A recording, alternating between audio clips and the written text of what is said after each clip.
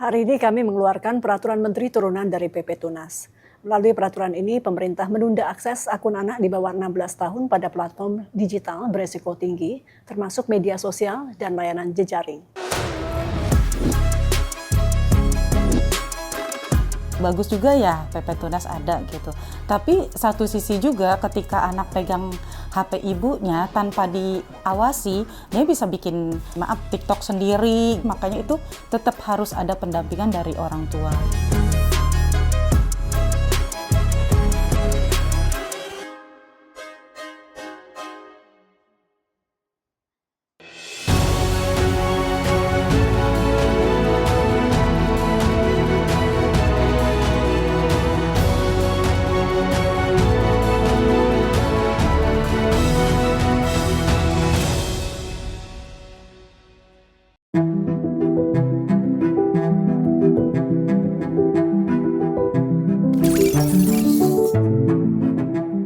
Perkembangan teknologi digital telah mengubah cara anak-anak tumbuh, belajar, dan berinteraksi dalam kehidupan sehari-hari.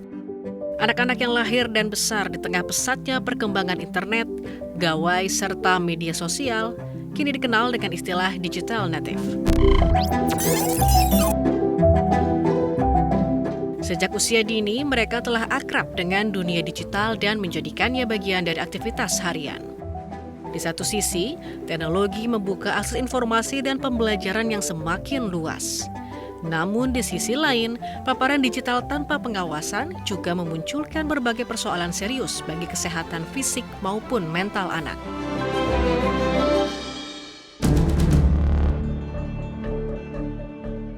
Paparan digital yang berlebihan pada anak telah menjadi perhatian serius para tenaga kesehatan di Indonesia. Dokter anak yang juga Ketua Pengurus Pusat Ikatan Dokter Anak Indonesia (IDAI) Biprim Basarah Yanuarso menilai penggunaan gawai yang berlebihan pada anak dapat memicu keterlambatan bicara atau speech delay hingga gangguan perilaku sosial, bahkan bisa menyebabkan virtual autism. Paparan digital berlebihan juga membuat anak menjadi kurang aktif bergerak dan minim interaksi sosial di dunia nyata. Akibatnya, anak jadi rentan mengalami obesitas, tantrum, hingga kesulitan membangun empati terhadap lingkungan sekitar.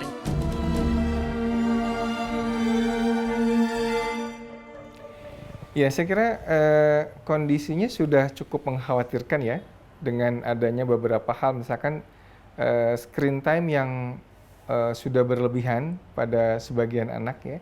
Itu dampaknya bisa cukup luas. Kalau pada anak yang di bawah 2 tahun, keterlambatan bicara itu sudah semakin banyak, termasuk virtual autism ya. Autism yang gara-gara terpapar gadget. Ini juga gejala sudah banyak. Dan treatmentnya sebetulnya hanya menghentikan gadget 1 bulan 2 bulan dia sudah kembali pulih gitu ya. Kemudian juga adanya gangguan kesehatan mental pada kalangan anak dan remaja, ini juga bisa salah satunya disebabkan oleh aktivitas gadget yang berlebihan, termasuk sikap asosial. Ya. Anak yang sudah sering asyik dengan dunia digital, dia akan kurang interaksinya dengan dunia nyata, sehingga menjadi anak yang asosial dalam tanda petik ya, lebih sering cenderung menarik diri, ya, tidak mau peduli dengan lingkungannya, nggak mau aktif bergerak. Akibatnya apa? Akibatnya anak bisa jadi obesitas, ya, bisa gangguan tidur, kemudian uring-uringan, tantrum, dan sebagainya. Ini dampak dari apabila kita tidak ada aturan main terhadap gadget pada anak. Paparan layar berlebihan selama ini juga berkaitan erat dengan gangguan tidur pada anak dan remaja. Padahal tidur punya peran penting dalam menjaga daya tahan tubuh dan perkembangan otak.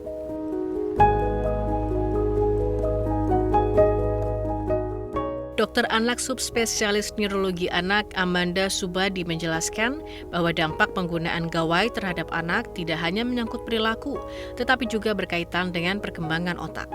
Pada masa awal kehidupan, anak membutuhkan interaksi langsung dengan manusia dan lingkungan nyata untuk membangun kemampuan sosial, emosi, sensorik, dan motorik.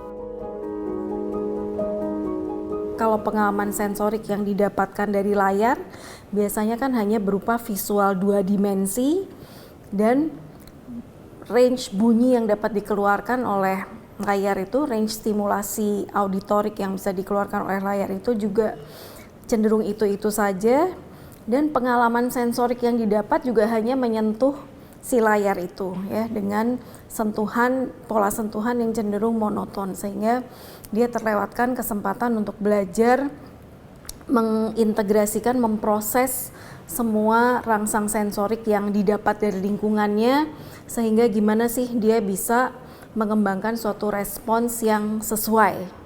Itu semua berkaitan dengan perkembangan yang namanya sinaps di otak. Sinaps itu adalah sambungan-sambungan, koneksi-koneksi antar sel otak.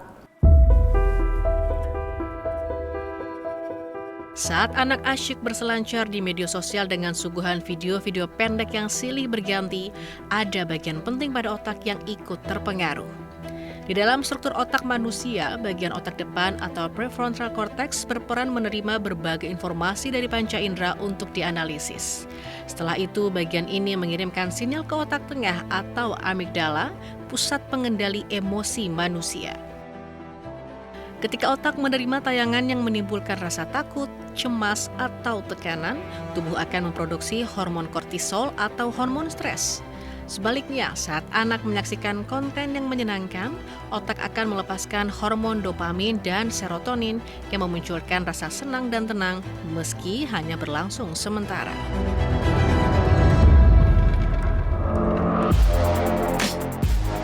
Namun, paparan video pendek secara terus-menerus dalam durasi panjang dapat membuat otak bekerja tanpa jeda. Setiap informasi yang ditangkap panca indera membutuhkan waktu untuk diproses dan dipahami. Ketika tayangan berganti terlalu cepat, otak dipaksa kembali menganalisis informasi baru secara berulang. Kondisi inilah yang lama-kelamaan dapat memicu kelelahan otak atau cognitive fatigue. Jika anak terbiasa mendapatkan rasa senang hanya dari gawai, otak akan terbiasa menerima dopamin atau rasa senang secara instan hanya dengan kegiatan doom scrolling atau melihat konten sosial media tanpa sadar dan sulit berhenti. Akibatnya, anak jadi kurang termotivasi untuk melakukan aktivitas di dunia nyata yang membutuhkan usaha lebih besar untuk mendapatkan rasa puas dan bahagia. Apabila seorang anak tuh dibiasakan mendapatkan kesenangan dari gadget, ini berkaitan dengan sistem dopamin di otak ya. Jadi dopamin itu adalah suatu neurotransmitter atau suatu zat di otak yang membuat kita merasakan sense of reward, membuat kita merasa senang karena mencapai sesuatu gitu. Tapi kan dalam kehidupan nyata tidak seperti itu ya. Dalam kehidupan nyata hal-hal yang seharusnya membuat kita merasakan reward itu kalau kita bisa memecahkan masalah ya. Kalau pada anak tentunya dalam konteks bermain mungkin ya. Penggunaan gawai yang berlebihan dan paparan konten yang tak sesuai usia anak juga memiliki dampak psikologis. Psikolog keluarga Nuran Abdat menyebut dampak yang bisa menimpa anak mulai dari adiksi atau kecanduan, depresi, hingga perasaan kurang percaya diri. Posisi anak yang merupakan kelompok rentan memerlukan pendampingan dari lingkungan terdekatnya, terutama dari orang tua. Orang tua juga perlu peka bila melihat ada perubahan negatif pada anak akibat penggunaan gawai. Sejujurnya ada positif, ada negatif, tapi realitanya tanpa pendampingan yang cukup, tanpa edukasi yang cukup, dan tanpa informasi yang cukup sehingga anak-anak mengalami kasus yang negatif tadi. Mereka sangat rentan mengalami kondisi psikologis, yaitu contohnya yang terjadi banyak adalah adanya kondisi adiksi. Baik itu pornografi tentunya ataupun game addict. Itu sangat menyedihkan sekali. Yang notabene ini biasanya terjadi tanpa sepengetahuan ataupun tanpa didampingi orang tua. Yang selanjutnya biasanya banyak kasus di mana mereka menghadapi depresi atau sibuk membandingkan kehidupannya dengan orang lain yang membuat mereka semakin insecure atau kecil, menganggap dirinya kecil dan tak berharga. Dan ini semua berpengaruh pada kondisi kecemasan mereka. Guna melindungi anak di ruang digital, pemerintah mengeluarkan Peraturan Pemerintah Nomor 17 Tahun 2025 yang mengatur tentang pelindungan tata kelola penyelenggaraan sistem elektronik dalam pelindungan anak atau PP Tunas. Regulasi yang telah berlaku sejak 28 Maret 2026 ini menargetkan 8 platform digital pada tahap awal implementasi. Platform apa saja dan mengapa mereka diwajibkan untuk segera patuh pada PP Tunas?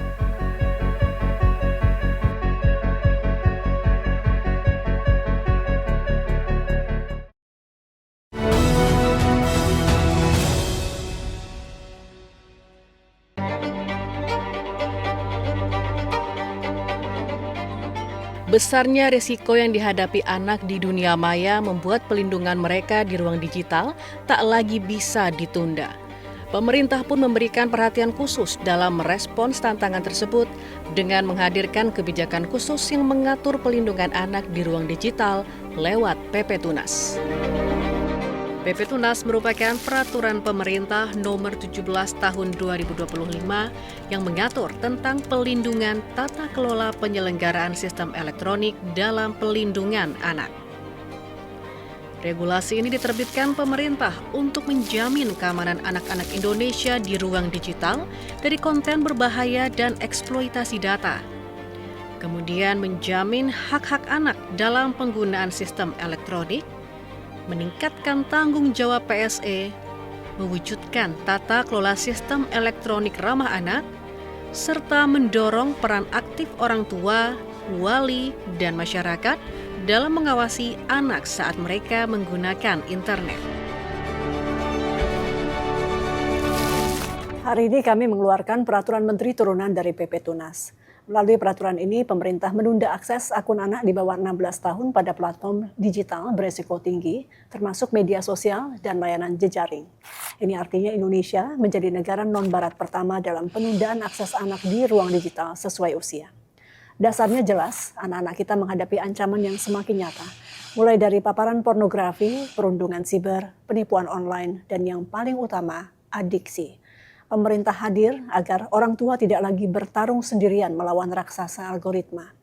Tahap implementasi dimulai tanggal 28 Maret 2026, akun anak di bawah usia 16 tahun pada platform beresiko tinggi mulai dinonaktifkan. Sejak berlaku pada 28 Maret 2026, PP Tunas menargetkan 8 platform digital beresiko tinggi pada tahap awal implementasi.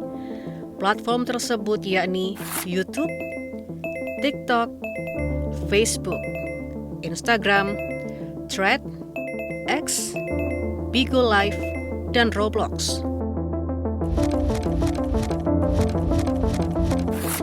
Seluruh 8 platform tersebut telah mematuhi PP Tunas.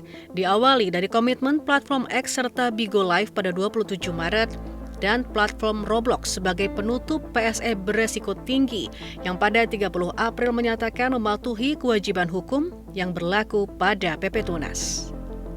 Kami dari YouTube sejalan dengan komitmen pemerintah Indonesia untuk terus mendukung pelindungan untuk anak dan remaja di Indonesia. Kami telah berinvestasi di bidang ini selama lebih dari 1 dekade terakhir.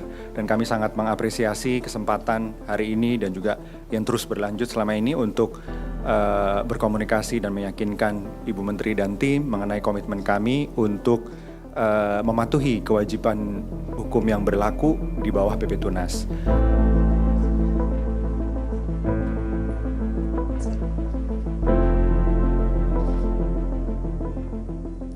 As a first step, we implemented mandatory facial age estimation, so an age check, earlier this year to limit chat access.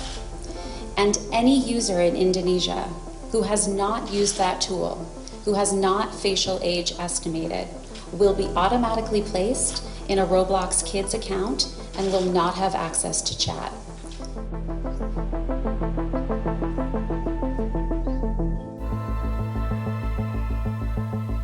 Pemerintah menegaskan bahwa penerapan PP Tunas tak hanya berhenti pada 8 platform digital tersebut. Tahap selanjutnya, Kementerian Komdigi telah menetapkan batas waktu bagi platform yang dapat diakses di Indonesia untuk melakukan penilaian mandiri dalam menentukan tingkat resiko layanan mereka terhadap pengguna kelompok usia anak. Merujuk batasan usia anak di ruang digital dalam PP Tunas, terdapat 3 kelompok usia yang wajib dipatuhi atau disesuaikan seluruh platform. Mulai dari usia kurang dari 13 tahun, usia 13 hingga 15 tahun, serta usia 16 dan 17 tahun. PP yang ditandatangani Presiden Prabowo Subianto pada 28 Maret 2025 ini menjadi wujud perhatian dan komitmen pemerintah dalam melindungi anak saat berselancar di dunia maya.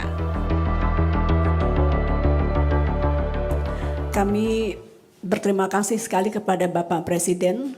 Ini adalah PP beliau yang tanda tangan, dan keteguhan dari Bapak Presiden membuat kita per hari ini bersama teman-teman media berhasil mendapatkan komitmen dan juga pelaksanaan implementasi dari 8 platform utama. Tapi kita tidak berhenti di 8 platform ini. Karena ranah digital itu kalau kita atensi atau intervensi 1-2, dia akan berpindah ke lainnya. Maka dari itu atas nama keadilan aturan, maka ini akan berlaku untuk semuanya. Di tengah pesatnya perkembangan teknologi digital, anak-anak kini menjadi kelompok paling rentan terhadap berbagai risiko di internet. Lahirnya PP Tunas menjadi langkah awal pemerintah memperkuat perlindungan anak di ruang digital. Namun, kolaborasi seluruh pihak juga perlu dilakukan, baik oleh orang tua, sekolah, maupun masyarakat dalam mendampingi anak saat menggunakan internet.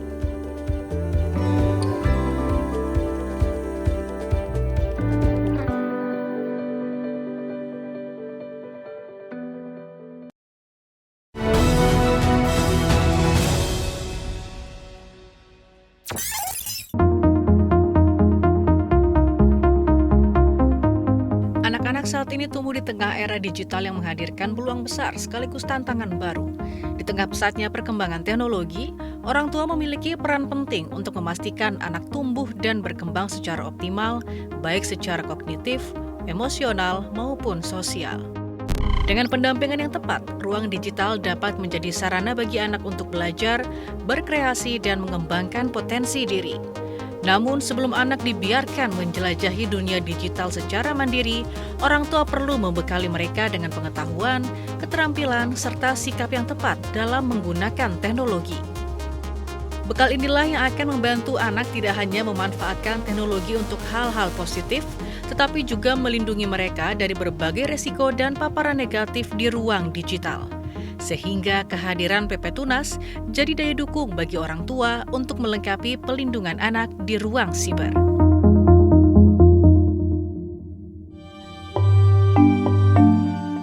Dwi Yuniarti, ibu dari seorang putra yang berusia 6 tahun, melakukan pengawasan terhadap buah hatinya saat menggunakan gawai.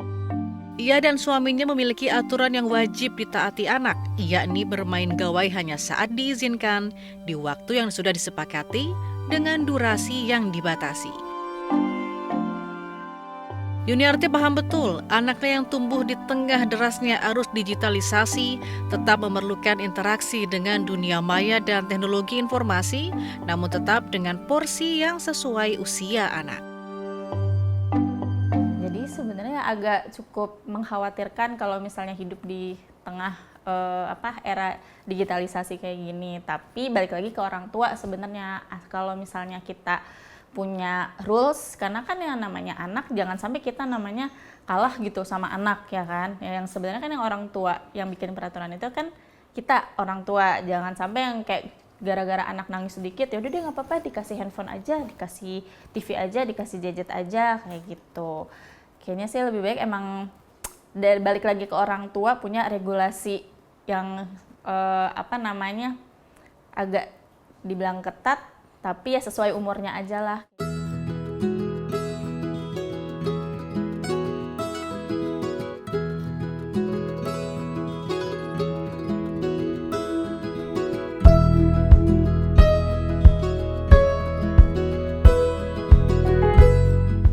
Nama saya Aini, ibu dari Kalila, yang saat ini anak saya siswa kelas 11.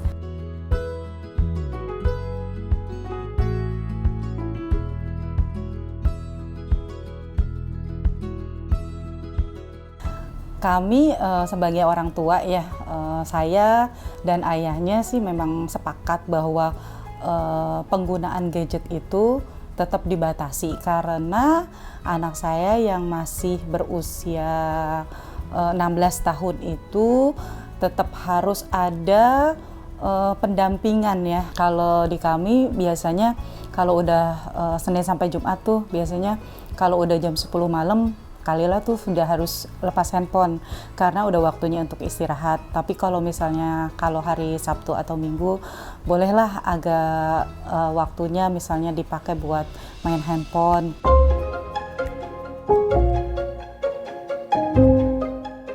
Namaku Kalila, aku siswa kelas 11. Aku biasanya main handphone, misalkan lagi sekolah itu saat jam istirahat atau dipakai buat pembelajaran tertentu, maksudnya di mata pelajaran tertentu, biasanya digunain handphone. Terus habis itu lagi jam istirahat, lalu pas biasanya pulang sekolah,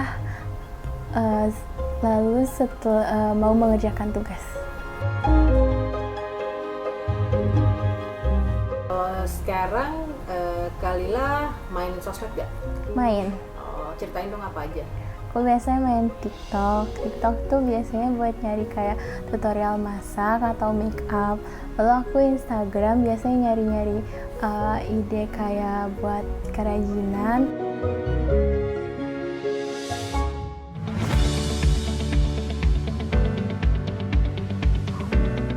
Duniarti dan Aini sama-sama mengamini, meski Pepetunas telah lahir, tanggung jawab melindungi anak termasuk di dunia digital merupakan tugas wajib orang tua. Kebetulan baru tahu hari ini, tapi untuk peraturan yang udah ramai di sosmed, kurang lebih sih tahu sedikit yang mengenai tentang regulasi umur atau pembatasan sosial media buat anak ya. Yes, harusnya sih kalau misalnya beneran dijalanin dengan baik dan sesuai sama rencana yang udah direncanakan, harusnya sih oke ya. Menurut saya bagus juga ya Pepetunas ada gitu. Satu sisi memang artinya akun anak-anak itu yang di bawah umur 16 itu artinya kan ke blok ya, artinya nggak bisa dipakai. Tapi satu sisi juga ketika anak pegang HP ibunya tanpa diawasi, dia bisa bikin kayak seperti TikTok sendiri gitu kan. Makanya itu tetap harus ada pendampingan dari orang tua.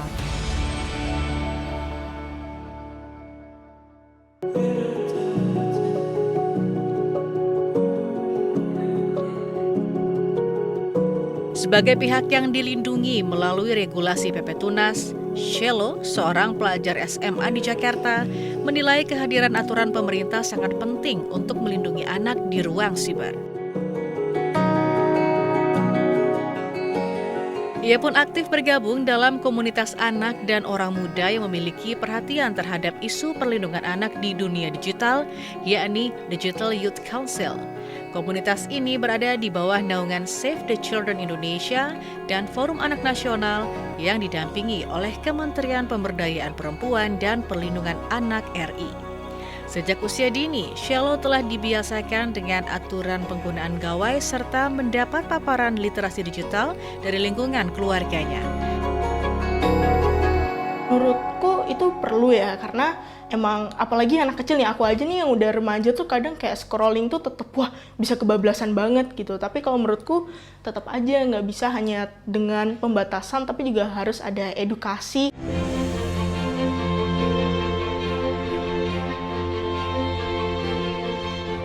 Pepetunas menjadi salah satu tonggak penting dalam upaya Indonesia melindungi anak-anak di tengah derasnya perkembangan teknologi digital.